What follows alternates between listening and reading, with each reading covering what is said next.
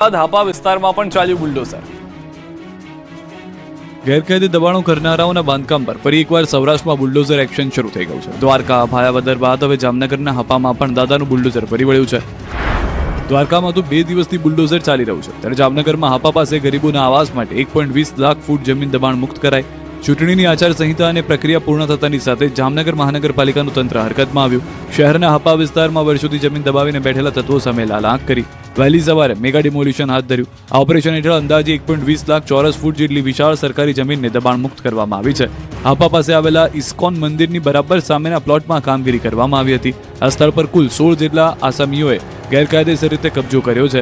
આ કિંમતી જમીન પર રહેણાંક નહીં પરંતુ મોટા પાયે કમર્શિયલ બાંધકામો કરી દેવામાં આવ્યા હતા। મનપાના કાફલાએ સ્થળ પર પહોંચી 8 જેસીબી મશીન અને 6 ટ્રેક્ટર 50થી વધુ કર્મચારીઓ સાથે દબાણ હટાવ ઝુંબેશ શરૂ કરાઈ। મનપા સિક્યુરિટી અને પીજીવીસીએલની ટીમ પણ સાથે જોડાઈ। 35 કરોડથી વધુ રકમની કિંમતી જગ્યાને ઉપયોગ હવે શહેરી ગરીબોના આવાસ બનાવવા માટે કરવામાં આવશે। આ ઓપરેશનને પગલે શહેરના ભૂમાફિયાઓ અને ગેરકાયદેસર બાંધકામ કરનારાઓમાં ફફડાટ વ્યાપી ગયો છે। જામખંભાળિયામાં આંકડાના આતંકે 13 વર્ષના માસૂમનો લીધો જીવ। દેવભૂમિ દ્વારકા જિલ્લામાં રખડતા આંકલાઓનો કહેર યથાવત છે અને આ વખતે આ આતંક એક હસતા રમતા પરિવારનો ચિરાગ બુઝાવી દીધો છે। જામખંભાળિયાના ધરમપુર વિસ્તારમાં બનેલી આ ઘટનાએ સમગ્ર પંથકમાં રેરાટી મચાવી દીધી છે। માત્ર 13 વર્ષનો માસૂમ સાહિલ મહેન્દ્રભાઈ નકુમ પોતાની સાયકલ લઈને પસાર થઈ રહ્યો હતો, ત્યારે કાળ બનીને આવેલા એક રખડતા આંકલાને તેને અડફેટી લીધો હતો। આંકલાએ માસૂમ સાહિલના પેટના ભાગે શીંગડું ખૂપાવી દેતા તે ગંભીર રીતે લોહીલુહાણ થયો। લોહીલુહાણ હાલતમાં સાહિલને તાત્કાલિક હોસ્પિટલ ખસેડવામાં આવ્યો, પરંતુ કમનસીબે બધું સારવાર મળે તે પહેલા જ તેણે દમ તોડી દીધો। એક માસૂમ બાળકના મોતના સમાચાર વાયુવેગે પ્રસરતા લોકોમાં તંત્ર પ્રત્યે ભારે રોષ જોવા મળી રહ્યો છે। દ્વારકા જિલ્લામાં અવારનવાર રખડતા પશુઓ નિર્દોષ લોકોનો ભોગ લઈ રહ્યા છે, છતાં તંત્ર કેમ કુંભકર્ણની નિંદ્રામાં છે। ગીતા રાજપુરોહિતને ન્યાય અપાવવા રાજસ્થાનથી આવેલા સમાજે અમદાવાદમાં કર્યા ધરણા।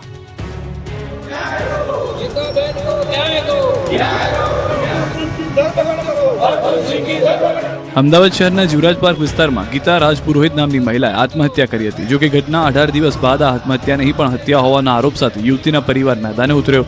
ગીતાના પરિવારજનો રાજસ્થાનથી આવેલા સમાજના લોકો ગીતાની ન્યાય અપાવવા માંગ સાથે શહેરના વાસના પોલીસ સ્ટેશન બહાર ધરણા પર ઉતર્યા। પોલીસ સામે ઉગ્ર દેખાવ કર્યા હતા। મહિલાના ફોટા સાથે પુરોહિત સમાજના લોકોએ ધરણા કરી સૂત્રોચ્ચાર કર્યા। આ લોકોએ ગીતાનો પતિ પોલીસ કર્મચારી હોવાથી પોલીસે તેને બચાવતી હોવાના આરોપ લગાવ્યા। ગીતા રાજપુરોહિતના સમાજની માંગ છે કે સમગ્ર કેસની તપાસ ક્રાઇમ બ્રાન્ચને સોંપાય। ન્યાય નહીં મળે ત્યાં સુધી ધરણા ચાલુ રાખવાની ચીમકી આપી।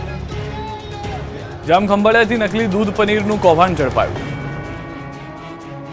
દેવભૂમિ દ્વારકાના ખંભાળિયામાં લોકોના આરોગ્ય સાથે ચેડા કરતી વધુ એક ગેરકાયદેસર પ્રવૃત્તિનો પર્દાફાશ થયો છે। દ્વારકા પોલીસે જલારામ ડેરી પર દરોડા પાડી કેમિકલ અને પાવડરથી બનતા નકલી દૂધ અને પનીરના મસમોટા કૌભાંડને પકડી પાડ્યું છે। બાતમીના આધારે પોલીસે જલારામ ડેરીમાં દરોડા પાડ્યા, ત્યારે પોલીસ પણ ચોંકી ઉઠી। તપાસમાં શંકાસ્પદ કેમિકલ અને ભેળસેળિયા પાવડરનો જથ્થો મળી આવ્યો। 648 kilo skimmed milk powder, 15.7 kilo acetic એસિડનો ઉપયોગ નકલી ડેરી પ્રોડક્ટ્સ બનાવવા માટે થતો હતો। પ્રાથમિક તપાસમાં ખુલાસો થયો છે કે મોટા પ્રમાણમાં સ્કિમ મિલ્ક પાવડર અને એસિટિક એસિડ જેવા કેમિકલ્સ ભેળવીને નકલી દૂધ અને પનીર તૈયાર કરી બજારમાં વેચવામાં આવતું હતું। પોલીસે સ્થળ પરથી આશરે 2,37,545નો મુદ્દામાલ જપ્ત કર્યો। તપાસ દરમિયાન આશરે 54 કિલો અખાદ્ય પનીરનો સ્થળ પર જ નાશ કરાયો। અધિકારીઓએ દૂધ, દહીં, શ્રીખંડ અને પાવડરના નમૂના લઈ લેબોરેટરીમાં તપાસ માટે મોકલી આપ્યા છે। પોલીસની કડક કાર્યવાહીથી ભેળસેળ કરતા વેપારીઓમાં ફફડાટ વ્યાપી ગયો છે। કાળઝાળ ગરમીમાં લોકોને દજાડતા ગરમીના ભાવ, 300 રૂપિયા કિલોએ પહોંચ્યા ભાવ। કાળઝાળ ગરમીના પ્રકોપની સાથે સાથે લીંબુના ભાવે પણ બરાબરની ખટાશ પકડી લીધી છે। ગરમીનો પ્રકોપ વધતા જ વિટામિન સીના મુખ્ય સ્ત્રોત ગણાતા લીંબુ હવે સામાન્ય માણસની પહોંચથી દૂર થઈ ગયા છે। જેમ જેમ ગરમીનો પારો ઉપર ચડી રહ્યો છે તેમ તેમ લીંબુના ભાવમાં તોતિંગ ઉછાળો આવી રહ્યો છે। હોલસેલ માર્કેટમાં 20 કિલો લીંબુના 4,000 ભાવ ચાલી રહ્યો છે, ત્યારે ગત અઠવાડિયે જે લીંબુ 150 થી 200ની આસપાસ હતા તે હવે 300 ને પાર જતા રહ્યા છે। અમદાવાદના છૂટક શાક માર્કેટમાં લીંબુના 300 રૂપિયા કિલો વેચાઈ રહ્યાના ભાવ છે। લીંબુની આવક ઓછી છે અને સાથે ટ્રાન્સપોર્ટ ખર્ચ પણ વધી રહ્યો છે, જેના કારણે લીંબુના ભાવ આસમાને પહોંચી ગયા છે। ગ્રાહકો હવે ભગવાનને પ્રાર્થના કરી રહ્યા છે કે કાં તો ગરમી ઘટે અથવા લીંબુના ભાવ। લીંબુ વધવાનું કારણ અત્યારે એકચ્યુઅલી માલ ઓછો આવે છે અને પહેલાં ગુજરાતમાંથી આવતો હતો, અત્યારે આઉટ ઓફ સ્ટેટથી આવે છે, જેમ કે મદ્રાસથી આવે છે અને બોમ્બે, મહારાષ્ટ્ર બાજુના લીંબુ આવે છે। એટલે એક તો આવક ઓછી અને ટ્રાન્સપોર્ટેશન ખર્ચ અને ગરમીના હિસાબે લોંગમાં આવે, સમજી લો કે 24 કલાક 48 કલાકે જ્યારે માલ આવે એટલે ગરમીના હિસાબે અંદર માલ બી વેસ્ટેજ વધારે થઈ જાય। માલ વેસ્ટેજ થાય એટલે સમજી લો કે 40 કિલોનો દાગીનો હોય, અંદર 4 થી 5 કિલો વેસ્ટેજ નીકળે। 4 થી 5 કિલો વેસ્ટેજ નીકળે એટલું કોસ્ટિંગ એના ઉપર જ ચડવાનું છે। એટલે ટ્રાન્સપોર્ટેશન માલ બી આપણે ટ્રાન્સપોર્ટેશન ખર્ચ બી વધી જાય છે, વેસ્ટેજ બી વધી જાય છે અને બહારગામથી આવે છે તો માલ બી ઓછો આવે છે. મહેસાણાના ખેડૂતોને રડાવતી કસ્તુરી પૂરતા ભાવ નહીં મળતા ખેડૂતોને નુકસાન. અત્યાર સુધી ગરીબ લોકોને રડાવતી કસ્તુરી હવે ખેડૂતોને રડાવી રહી છે. મહેસાણાના બ્રાહ્મણવાડા ગામે ડુંગળીની ખેતી કરતા ખેડૂતોને જાણે માઠી બેઠી હોય તેવું લાગી રહ્યું છે. લાલ કસ્તુરી ખેડૂતોના ખિસ્સા લાલ કરી રહી છે. દર વર્ષે અહીંની ડુંગળી મહારાષ્ટ્ર સહિતના રાજ્યમાં નિકાસ થાય છે, પરંતુ આ વખતે અહીં ખેડૂતોને ડુંગળી ઉત્પાદન ઘટી ગયું અને સામે ભાવ પણ નીચા હોવાથી ધરતીપુત્રોની મહેનત પર પાણી ફરી વળ્યું. આ વર્ષે ડુંગળી પકવતા બ્રાહ્મણવાડાના ખેડૂતોની આંખમાં ડુંગળી કાપ્યા વિના જ આંસુ આવી ગયા છે. આ વર્ષે મોંઘી મજૂરીએ ખેડૂતોએ ડુંગળીનું વાવેતર કર્યું ત્યારે મણ ડુંગળીના 400 રૂપિયા પણ ભાવ નહીં મળતા મોટું નુકસાન સહન કરવાનો વારો આવ્યો છે.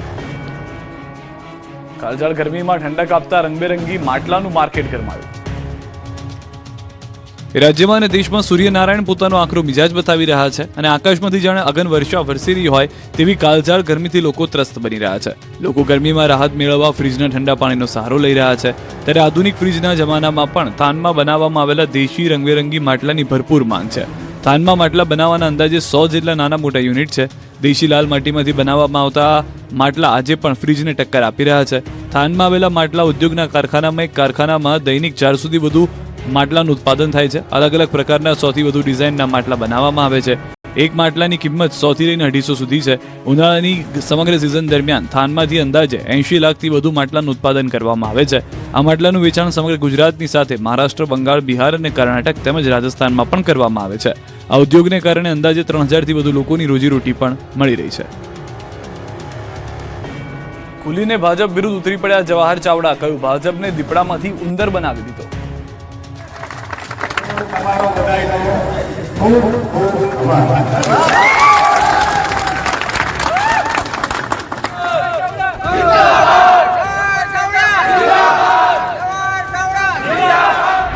પરિણામના દિવસે આપને જે ઉમેદવારે જીત બાદ જવાહર ચાવડાની જય બોલાવી, એ જ ઉમેદવારને શુભેચ્છા આપવા માટે જવાહરભાઈ પહોંચી ગયા. પૂર્વ મંત્રી જવાહર ચાવડાએ હવે જાણે કે ખુલીને આપના સમર્થનમાં અને ભાજપની વિરુદ્ધમાં કૂદી પડ્યા છે. ત્યાં સુધી કે કણજા બેઠક પરથી વિજેતા બનેલા આમ આદમી પાર્ટીના ઉમેદવાર પ્રવીણ ચાવડાને તેઓ શુભેચ્છા પાઠવવા પહોંચી ગયા. ન માત્ર શુભેચ્છા પાઠવી પરંતુ નામ લીધા વિના જ ભાજપ પર જાણે કે પ્રહાર કર્યા.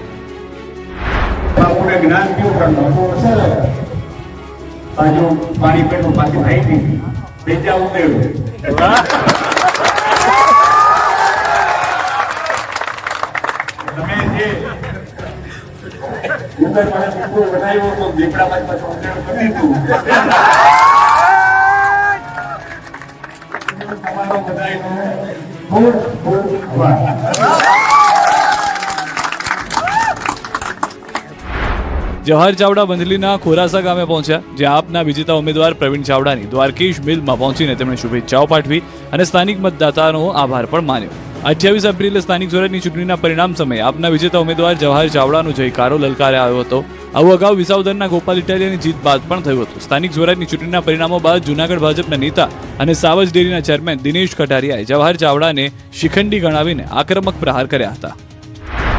તો આખા ગુજરાતની અંદર આમ આદમી પાર્ટી જે કાંઈ હોય તે, વિધાનસભા વિસાવદરની વાત જે કાંઈ હોય તે, પણ માણાવદરની અંદર જેમણે 30 વર્ષ સુધી શાસન કર્યું છે, મારે એમને જડબાતોડ જવાબ દેવો છે કે 30 વર્ષ સુધી